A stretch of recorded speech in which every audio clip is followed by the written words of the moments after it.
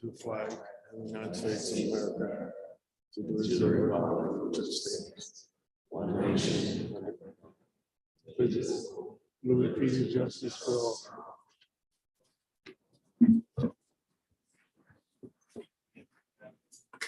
Could we have a roll call of members?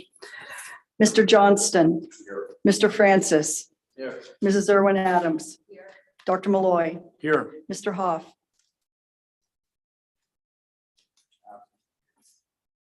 Mrs. McGinnis, Mr. Mignon, Here. Mr. Greenwood, Here. Mr. Cook. I'd like to announce that prior to this meeting, we had an executive session to discuss personnel and legal issues. Okay, at this time, we have several special presentations.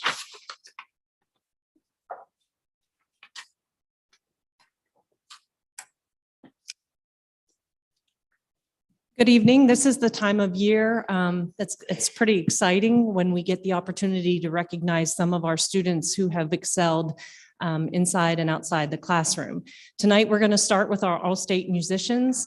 Many of you know Mr. Detweiler, who is our band director and chairperson of the music department. Along with him this evening is Mrs. Kelly Detweiler, who is orchestra, right, on strings and ensemble, and Mrs. Kelly Sipes, who does our choral department. So with that, I'll turn it over to Mr. Detweiler.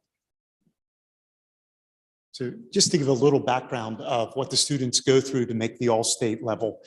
This process begins in the fall, in October and November, where they audition to become part of the district ensembles.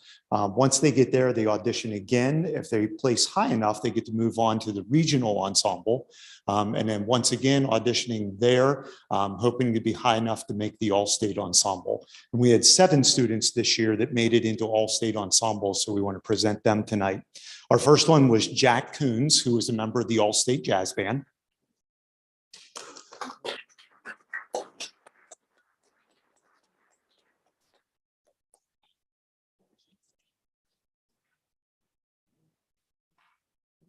Jane Fox, who was a member of the All-State Choir.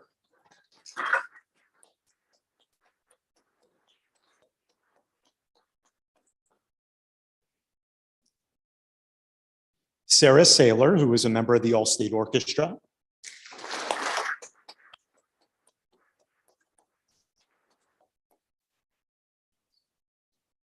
Lucas Cracchiola was also a member of the All-State Orchestra, and he was actually a second-time All-Stater this year.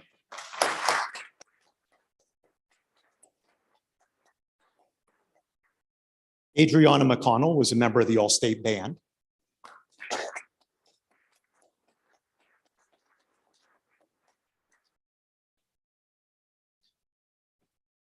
Tyler Latin was also a member of the All-State Band, and he was also a second-time member of the All-State Ensemble.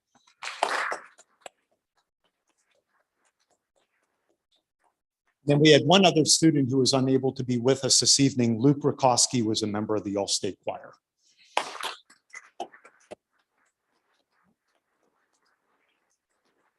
And as always, we certainly want to thank the administration, the board, for your continued support of the music program. We understand that without that support, the things that we do totally would not be available to us, and we couldn't do these things without that support. So thank you.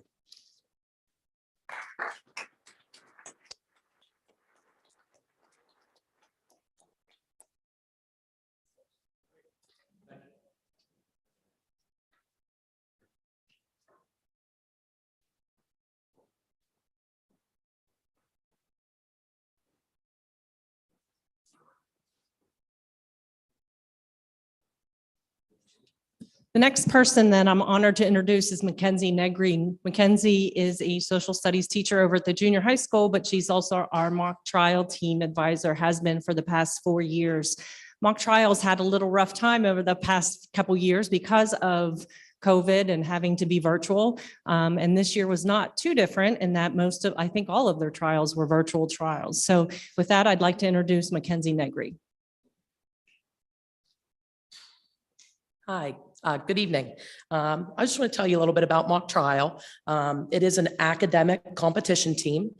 So the kids, when they sign up to be a part of the team, we're given a case in October and November, and it's usually either a civil or a criminal case. And the kids actually have to take on the parts that the case requires. So they will play witnesses. They may be, a key expert witness, such as like a forensic examiner. Also, they might play, sometimes they're the defendant that's accused of the crime. And then we have other students that have to take on the roles of the lawyers. So they are required to, have direct examinations and cross examinations. And we were very lucky this year to have a successful season. We were invited to the prestigious Ben Franklin Institute in Philadelphia, their large tournament out of Philadelphia. And then when our regular season, we went undefeated. We beat Winber and Forest Hills. And then we advanced, if you're undefeated, you advance to playoffs. And we defeated Greensburg, Salem, and then Bedford. And then we advanced to the state tournament. So we were of the 16 teams that advanced, we finished 10th out of over 205 teams across the state.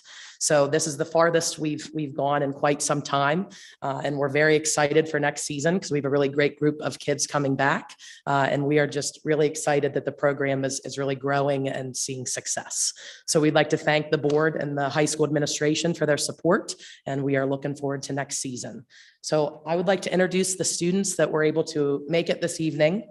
So we have Ava Rakowski.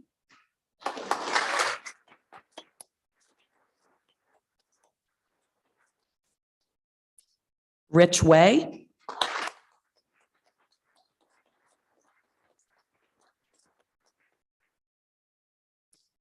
Katie Hoven.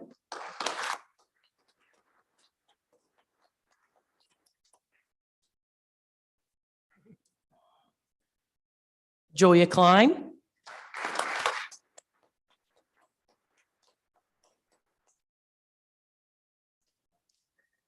And Brooke AJ.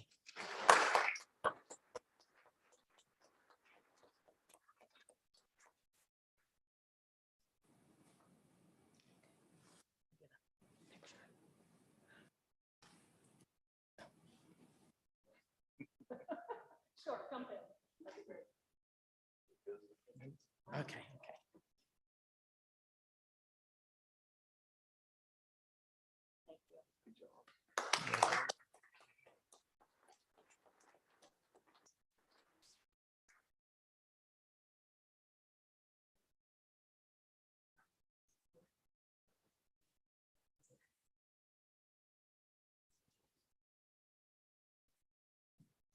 Okay, I'm going to ask Ms. Kelly to come up here, Mackenzie. So Mackenzie has served as our student representative this year. She has served that role with integrity and pride, providing the board with an updated report each board meeting. Mackenzie has taken full advantage of the opportunities at Altoona High School, like many of our kids have. She's been involved in extracurriculars, inside and outside of school, and will be attending Wittenberg University in Ohio in the fall. So Mackenzie, to you, we say thank you for serving. Wish you the best of luck and anxiously await your last report tonight.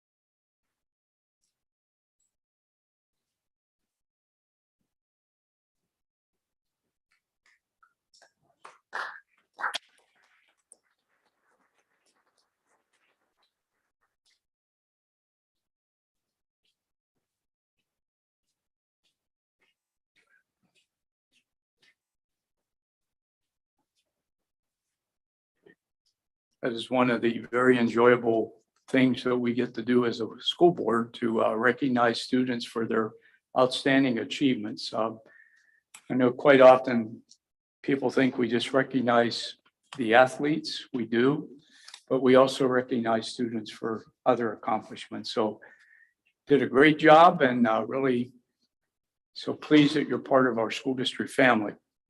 So thank you. We also want to recognize several individuals, but this is with deep sadness that we acknowledge the recent deaths of two of our Altoona School District family. One is Bill McCracken. I remember Bill from the past when I worked here and his involvement with the AAEA and his involvement also as a teacher. But Bill passed away Sunday, April 17th at the age of 71. He taught English, drama, and performing arts at Roosevelt Junior High School for 31 years. He was very active in the Altoona Area Education Association, serving in several leadership roles, including being the president. He was co-founder of the Altoona Area Employees Federal Credit Union, where he served as chief management official until 2003.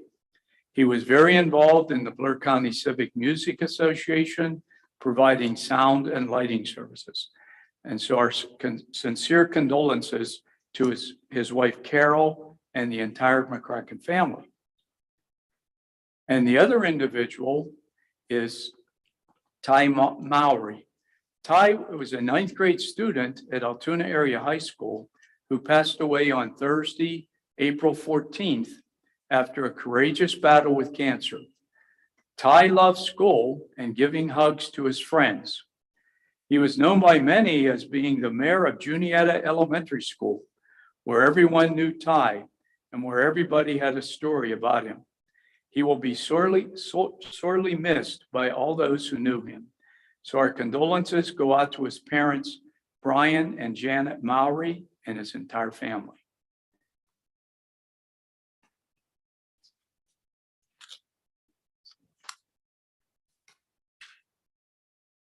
Okay.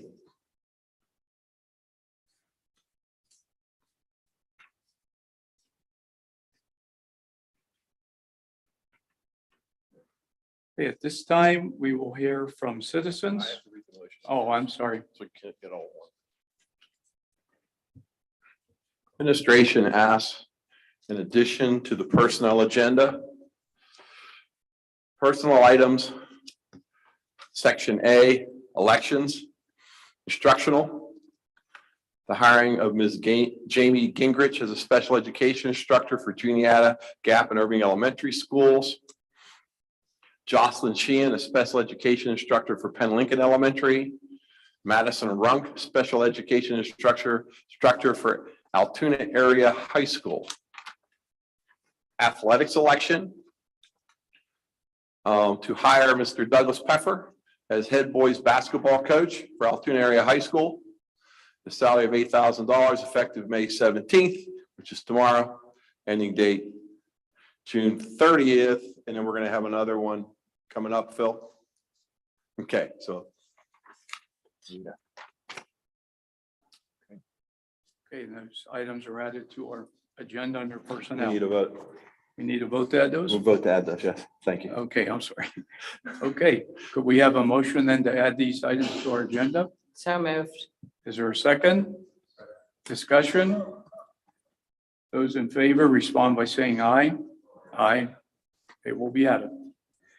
Okay, at this time, we'll hear from citizens. Anybody wishing to address the board, please go to the microphone and state your name, your address, and you'll have 5 minutes to discuss your issues. Anybody wish to address us? Nobody, we'll move on. We have a resolution of the Board of Directors for the Great Altoona Career and Technology Center 2022-23 budget approval and resolution. Is there a motion? Make the motion. Is there a second? Okay, discussion. We didn't get a second. We have a motion. Is there a second? I had a long day today, excuse me.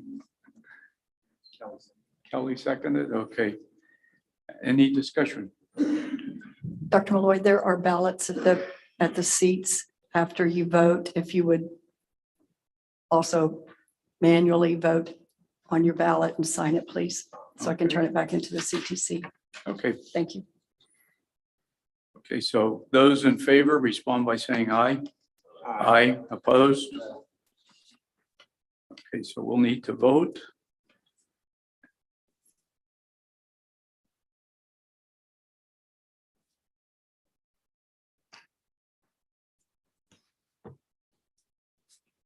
Okay, we turn these into you, Camilla. Okay. All right, next, the approval of the regular school board minutes from April 4th, the committee of the whole minutes from April the 18th, the special board meeting minutes from May the 2nd. Is there a motion for the approval of these? Ron, is there a second? Second. Okay, discussion. Just one thing on the May 2nd minutes. I approved the contracts but voted against the retention, and that wasn't noted. We'll make Okay. that The correction. retention pay, I voted against it. We'll make that correction. Thank you. Okay. Any other discussion? Okay, those in favor respond by saying aye. Aye. Opposed? Finance, list of payments is A, B, financial reports, C, PSBA membership renewal, D, an honorarium for contracted services agreement. And that is it. Under finance, is there a motion to approve those items? So moved. Is there a second? Discussion. Is it worth joining PSBA? I'm just asking. Absolutely. I just, and they had a national board that went to the president and said the school board has done about the masking. They went to the president about the masking issue. And I don't know, I know we get flyers and different things from them, but in seminars, they're all, right now, they're all seminars that are online. And I don't know, I'm 28 years. I don't know why I'm mandated to go to a seminar, to anything like that. And I can see new board members, but I have a problem approving this for 17,000. If I may, all of our policies, or the vast majority of our policies, come through PSBA and their legal team to generate. Likewise, the class that new board members and returning board members are expected to take is not driven by PSBA, even though they provide us with that class as part of our membership, but it's required by state law. And they do everything they possibly can to make that as convenient and as easy for our board members to take as possible. And likewise, I just participated in the advocacy day at the state capitol to basically get our word out regarding, what we need from the legislature to support public schools. So I understand it's not inexpensive, but there are many services we get from them that support the backbone of what we do. I would assume all the emails I get, they do a state legislative edition and a federal legislative edition. I would assume I get those because of that membership. Yes. Right? Okay. Okay, any other discussion? Do you want to vote on that separate, Dave? Okay. All right, so we have those items A, B, C, and D. Those in favor respond by saying aye. Aye. Opposed? I'm just opposed to the PSBA renewal. That's all. Okay. Everything else is fine. Okay. Under education, A is the Penn State University Student Teaching Agreement. B, the On-Hands Ed Insight Agreement. C, the agreement between the Altoona Area School District and St. Francis. D, grant-funded ESP positions. E, 2.5% ATSI set-aside grant. F, volunteer approval. G, agreement between the Altoona Area School District and University of Pittsburgh Johnstown. H, request for facility utilization for summer camp partnership with Career Link. I, elementary field trips. J, grant-funded instructional positions. K, in service day, PASC state conference. L, AAHS proposed mindfulness study. M, expulsions. M, letter of intent to apply for the 2022-23 Pennsylvania Pre-K Counts program. O, secondary field trips. P, curriculum resource purchase approval. Q, COVID compensatory services for special education. Is there a motion for those items? Is there a second? Ron seconds. Discussion? I have two questions. First, what's the 2.5 set aside grant? Can you give us? The ATSI, Brad can go into better detail than I can, but the ATSI, that's it. We are required to set aside a portion of that grant. Brad, can you go into detail? Sure. We had two groups identified, one at the junior high, one at the high school, for targeted school improvement. As part of that, we are submitting annual plans for improvement for both our junior high school and high school as it pertains to our specific subgroups that were identified from performance data, which is now 3 to 4 years old. As part of that, we've been granted a grant. And with that, those monies will be targeted and utilized at specifically addressing the needs for those identified subgroups.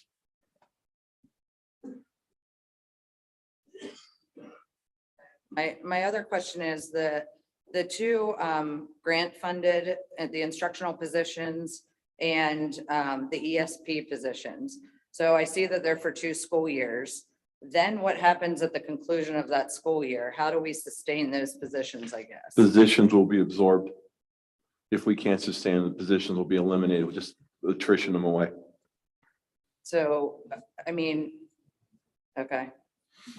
Just to further expand, so as we would have resignations or retirements or whatnot, we would not replace those in anticipation of those grant funded positions expiring and then picking them up with budgeted local funds. So the instructional positions, what are they going to look like? They are going to be targeted at working on interventions with students at the junior high school and high school. We currently, we run a full intervention program at the elementary, and we are looking at expanding that into our junior high school and high school, which will target students that are at below grade level for reading and mathematics. So these positions will specifically deliver targeted research-based interventions to students who have been identified through diagnostic testing, and then that will continue through that year. So right now we're looking at multiple positions where they're all day long. They'll be running 30 to 45-minute groups with 5 to 7 students per group with targeted interventions with the hopes of bringing students' reading levels back up to grade level, as well as math intervention.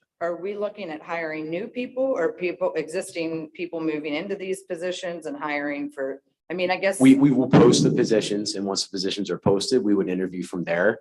We will likely be looking at hiring new teachers unless there are current people in those positions that would like to move from, say, an English position into an interventionist specialist or a reading position into an interventionist. But certifications are requirements. We have to look at what the certification of the candidates are to make sure that they're certified to do the required training. Are they then taking a risk then that or will their position be available if we can't sustain the position after the 2 years? Similar to those positions. So we would look at planning on an annual basis, looking at attrition, where positions are, and making sure that, I mean, ideally, we would want to make sure that no one is furloughed. Unfortunately, if we're in a position where those grant funded positions expire, those positions would go away. Now, teachers that have tenure, that goes back to tenure rule. So you would look at the lowest tenured teacher within certification in terms of identifying which teacher would have to be furloughed. If we would get to that point, we have zero intention of hiring someone with the possibility of having to furlough, although they are applying for and accepting those positions, understanding that these are grant funded and they do have an expiration date. And have we budgeted accordingly for these grant positions? Like we've already assigned that this is that our ESSER money or whatever is being used for these positions, or So we haven't discussed it yet? Go ahead. Yeah, I was gonna say the three positions, the instructional positions and the three ESP positions, they've already been approved within the grant. The ATSI is a separate grant, so we're just asking for permission to submit that grant. So we're currently in the process of writing that grant, and that would have to be accepted prior to those positions being added. Okay, but for our ESSER funds, like we have already allotted, like we've already Correct. designed that we were adding these three instructional Correct. positions. There's a designation that a portion of that money has to go towards reading and improvement in reading. One of the things that we've discussed over and over is that we have that full intervention program running at elementary. But when children graduate from 5th grade and move on to 6th grade, we aren't able to continue that at this point in time due to the structure, the staffing numbers, and several roadblocks that have been in the way. So these positions would allow that to continue for students that are still needing intervention beyond 5th grade. And likewise, we ourselves have put a prerequisite that they have certification, that when the grant is over, we can then move these people into other teaching positions. And with the status of available staff and the teacher shortage, I'm sure we're going to have no problem attritioning these and moving these. When these positions are eliminated, I don't think we're going to have any issue having these people fill other positions inside the district. I agree. I just don't want us to attrition the positions into our payroll without. Well, attrition means just that. Those positions will stop. Okay, I might have used the wrong word, but I don't want it just to transfer over into our payroll Exactly. after the grant has Which is expired. exactly one of the stipulations that I put on. Okay, any further discussion? Okay, those in favor for these items, please respond by saying aye. Aye, opposed? So moved.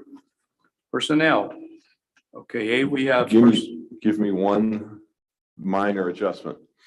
On the athletic election, Mr. Peffer's supplemental will be prorated for this current year from now till the end of the school year, and then he'll be hired.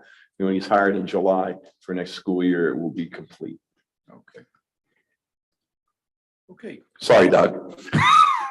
So under personnel, we have items listed in the original agenda plus the addendum. We have Altoona Area High School Theater Technical Director supplemental contract under category E of the CBA with AAEA. C, we have the non-union hourly support staff compensation plan and salary schedule. D, a memorandum of agreement with the AAEA. Okay, could we have a motion on those items? So moved. Is there a second? A second. Any discussion? Those in favor, respond by saying aye. Aye. Opposed? Doug, you're here. Congratulations. Want to stand? And this is our new basketball coach.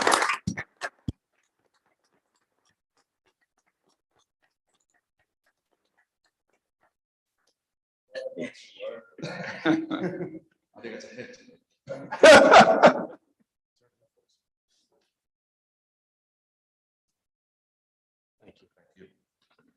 Okay, thank you, Doug. Coaches are never short on words. You sure you don't want to say something, Mr. Pfeffer?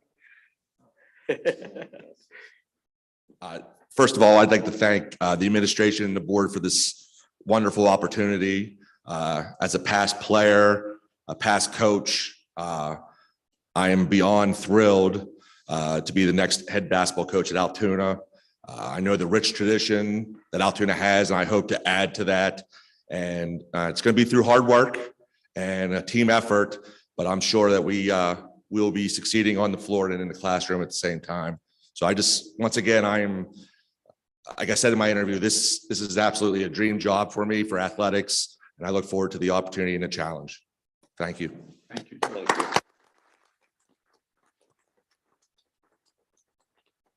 Dr. Malloy, Mr. Geyer sent his regrets. He was unable to be here this evening to meet the board. He had a board meeting himself at his current position, but Okay. thank you. All right. Fine. Okay, under student services, number of items, we have the Pyramid Health a Soaring Heights School Educational Services Agreement, the Blair County Drug and Alcohol Student Assistance Program, a donation to our Student Assistance Program for, I don't know if that's to our student assistance, that's a donation that we give to the Blair County Department of Social Services out of our general fund budget. So is there a motion on those items? Ron? Is there a second? Second. Okay, any discussion? Okay, those in favor, respond by saying aye. Aye, opposed? Okay, 10, business operations, repository bids, and I got a note here, let's see where I put it.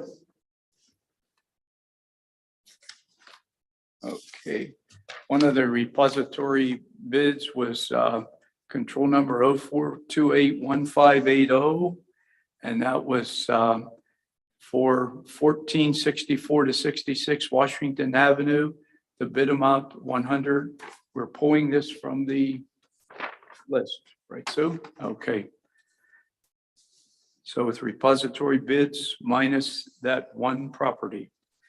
B, the SDA bus drivers. C, parent transportation contract. D, capital reserve list of payments. E, capital project list of payments. F, food service management contract extension. And G, capital projects change order. Is there a motion on those items?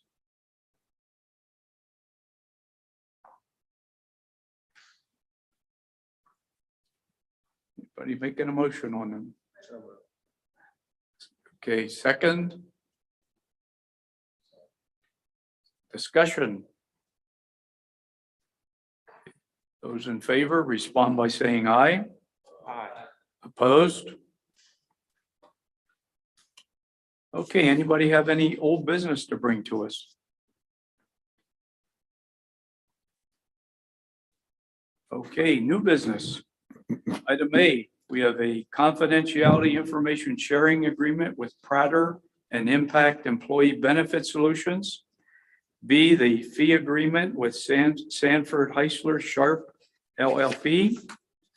C, the Azeros Administrative Services Agreement. D, the Impact Counseling LLC Agreement.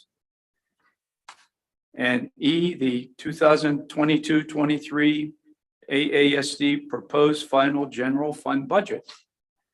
And F, the Stop Loss Renewal Proposal. And G, the Blair Library Lease with Career Link. Could we have a motion on those items?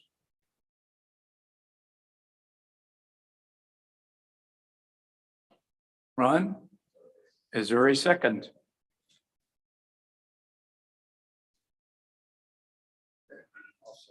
Dave seconds. Discussion.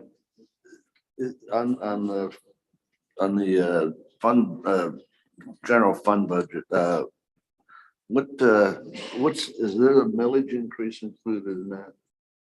There is. And what's the millage increase? It's from 6.2053 to 6.5093. Our index is 4.9. That's the maximum this year. So what was the max? 4.9%. And we're at, We're and Current- this is for, the millage increase for this budget is what proposed? the total amount is around $950,000. No, I'm saying millage increase. It's to 6.5093. It's 7.02% increase. I'm sorry, Yeah, so 302. I really didn't want to go to the max on the, on the budget. On the millage increase, I thought we decided, or we're going to decide that we discuss and maybe go halfway to what the proposal was. And this vote tonight is not approving an increase. It's just putting it It's on. just showing what's it's in there. Okay. Just having it So- on. So we on, can discuss that next month. Correct. Correct. Thank you. I'm And sorry. Committee Thank of the, Committee of the Whole on June 6th. Thank you. All And right. it will be on public review for 30 days. Correct, in the business Okay. office and on the website. Okay. Any further discussion on those items? Okay, those in favor respond by saying aye. Aye, opposed? Okay, do we have any committee reports?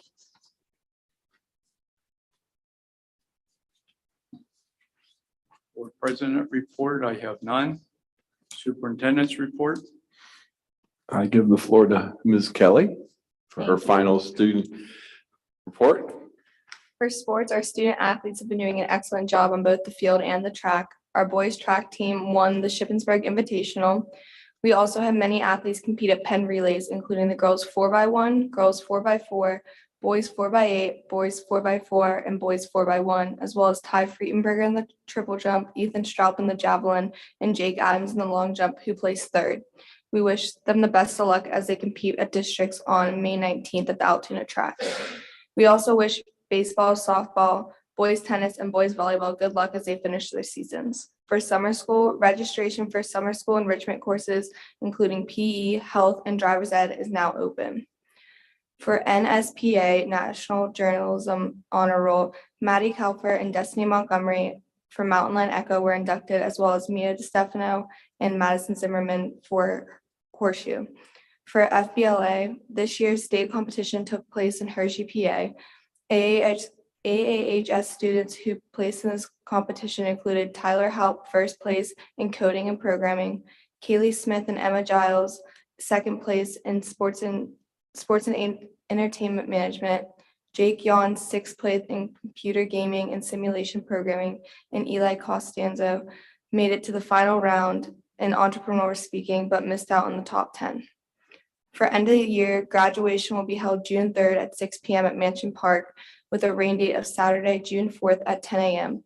The last day of school will be held June 3rd, which is a half day. AAHS will have asynchronous days on the 19th, 24th, and 26th for students who are not taking Keystones.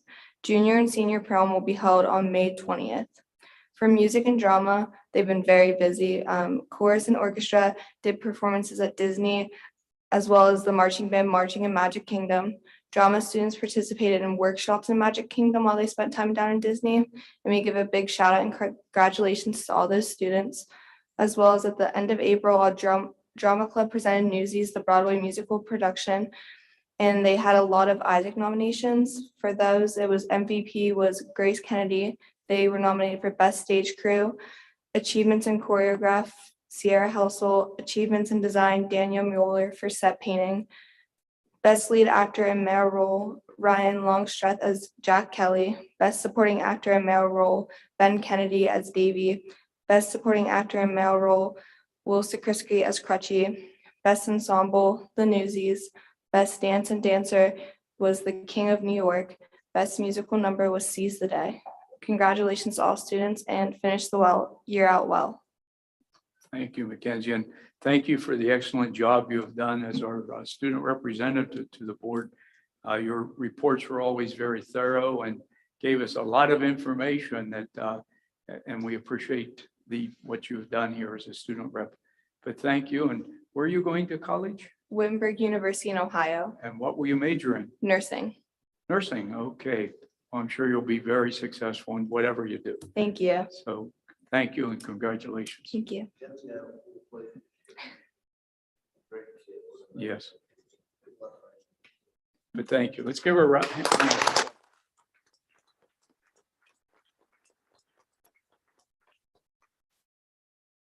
Dr. Malloy, an update on the committee chair for the education committee. One thing that you had asked us to look into was graduation rate. So that is something that we're going to be discussing at our June meeting for the education committee. For anybody else that wants to attend that meeting, it will be in June. And then also as the chair of that committee, I also would strongly urge that we could look into considering alternative options for our flexible instruction days. I know that that policy has to be reviewed by June. So I know that we had kind of set on that, but I would like us to reconsider how we're operating our flexible instruction days in the future. And for the athletic committee, I know you guys have one in June as well. Just looking into some improvements for our softball field to kind of catch it up to some of our other facilities, I think would be really important. So I have a question. When is education committee June 6th? Because I thought that we had tentatively scheduled that. And then I got that athletic committee was also June 6th. So that's a conflict. Education committee will be during the CAL that evening. Which one? Education committee Okay. will be during the CAL. I just spoke with Rebecca this afternoon and she's going to be sending that out to everybody. Okay, perfect. Okay. For information only, we have Marion Yonner completing her years of service and getting her acceptable ratings to receive tenure. So congratulations to Marion. Okay, is there an employee unions response? Middle management response? Solicitor? No report this evening. Okay.